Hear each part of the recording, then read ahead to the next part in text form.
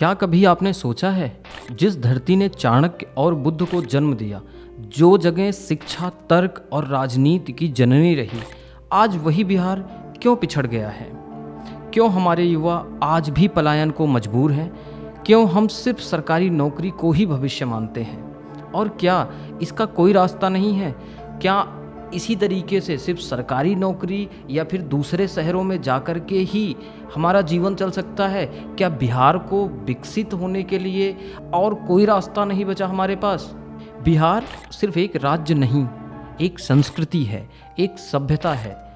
यहाँ से निकले थे चाणक्य, राजनीति और रणनीति के जनक, आर्यभट्ट जिन्होंने दुनिया को जीरो दिया, महावीर और बुद्ध, नालंदा और विक्रमशिला जैसे विश्वविद्यालय जहाँ पूरी दुनिया के लोग पढ़ने आते थे। ऐसी धरोहर, ऐसी संस्कृति और ऐसी धरती, इस धरती की आज जो हालत हो गई है, जिसकी वजह से सिर्फ ये कहा जाता है कि बिहारी बिहारी बिहारी बिहारी, एक हिसाब से ऐसा नहीं लगता कि ये गाली सा हो गया है? सोचिए, जिस राज्य का इतिहास इतना सुनहरा हो, उसका वर्तमान इतना संघर्ष से भरा क्यों? आज बिहार के गांवों में स्कूल तो हैं, पर गुणवत्ता की कमी है। छात्र पास हो जाते हैं, लेकिन कुशलता ना के बराबर है। कॉलेज हैं, लेकिन उनमें आधुनिक टेक्नोलॉजी और प्लेसमेंट की व्यवस्था है ही नहीं। और जब शिक्षा अधूरी रहती है तो अर्थव्यवस्था कैसे मजबूत होगी? बिहार के लाखों लोग हर साल दिल्ली, पंजाब, गुजरात, महाराष्ट्र जाते हैं। कोई दिहाड़ी करता है, कोई मजदूरी करता है, कोई चौकीदार बनता है, कोई फैक्ट्री में काम करता है।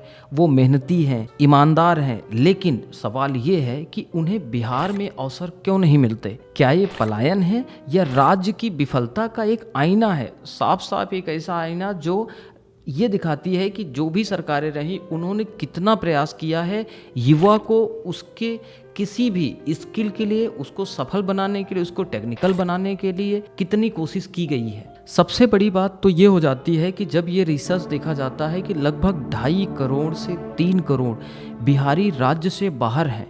किसी भी समाज का युवा जब बाहर होगा तो वो उस जगह का विकास आसानी से नहीं हो सकता। और ये 3 करोड़ जो है, 2.5 से 3 करोड़ ये युवा हैं। वो ये एक युवा पीढ़ी जो बिहार में नहीं है, जिसकी वजह से बिहार का विकास पूरी तरीके से रुकता हुआ नज़र आता है। क्यों बिहार में फैक्ट्री नहीं लगती? एक सवाल ये बहुत बड़ा आके खड़ा हो जाता है कि बिहार में फैक्ट्री क्यों नहीं लगती? बिहार की ज़मीन उपजाऊ है, लोग मेहनती हैं, फिर भी उद्योग नहीं है। ऐसा क्यों? बार बार क्यों ही आता है? बार बार बाढ़ की समस्या, जिससे आधारभूत ढांचे की तो कमी हो ही जाती है। दूसरी बात, निवेशकों का भरोसा बहुत कम है।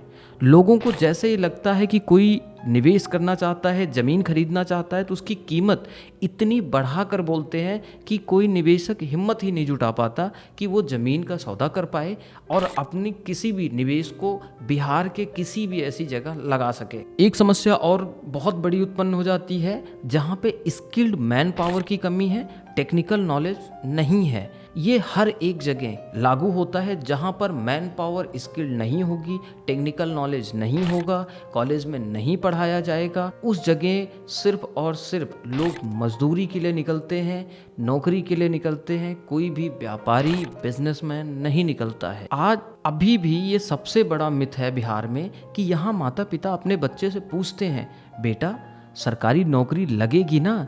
लेकिन कोई यह नहीं पूछता, बेटा क्या तुम नया कुछ करोगे? क्या बना सकते हो? सरकारी नौकरी में इज्जत है, स्थिरता है, लेकिन क्या वो ही सब कुछ है? एक बिजनेस, एक स्टार्टअप, एक खेत में नई टेक्नोलॉजी, ये सब भी तो भविष्य का निर्माण करते हैं। सरकारी कुर्सी आपको सुरक्षित करती है, लेकिन व्यापार और नया विचार आपको स्वतंत्र बनाते हैं और आपके आने वाले भविष्य को संतुलित। सिर्फ समस्याएं ही नहीं है बिहार में। अगर इसके समाधान के बारे में सोचा जाए तो बहुत बड़े बदलाव की आवश्यकता नहीं है। सिर्फ और सिर्फ रोडों को सुधार दिया जाए। स्कूलों में कृषि प्रधान राज्य होते हुए भी बिहार में किसानों के लिए ये सबसे बड़ी समस्या है कि उनके लिए खेती सिर्फ और सिर्फ जीवन जीने का एक साधन है, ना कि किसी व्यापार का। अगर इसको उद्योग से जोड़ा जाए, जैसे मखाना, लीची, शहद, IT, food processing, handloom sector, इन सबको अपनाया जा सकता है, व्यवसाय में बदला जा सकता है।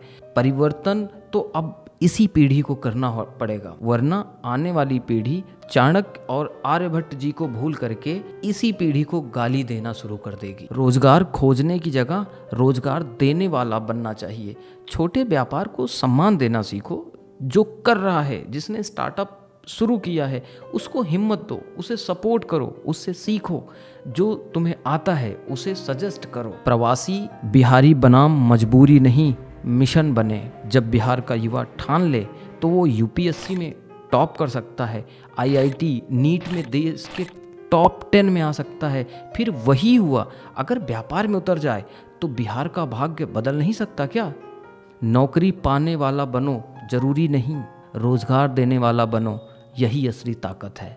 हमारा इतिहास गौरवपूर्ण था, इतिहास हमारा गौरव था, भविष्य हमारी जिम्मेदारी है। बिहार की कहानी संघर्ष से शुरू होती है, लेकिन अंत कहाँ होगा ये सब हम पर ही निर्भर करता है।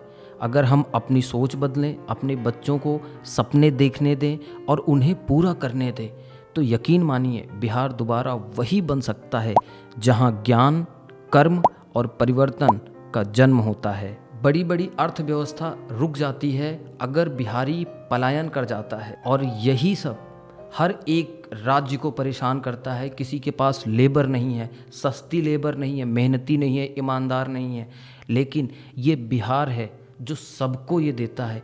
हर एक राज्य में जहाँ उद्योगपति हैं, जहाँ फैक्ट्रियाँ लगी पड़ी हैं, हर एक जगह बिहारी ही उन फैक्ट्रियों को चला रहा है, उस राज्य को चला रहा है, उनकी अर्थव्यवस्था को मजबूत कर रहा है। बिहार दोबारा वही बन सकता है जहाँ ज्ञान, कर्म और परिवर्तन का जन्म होता है। जय बिहार, जय भारत।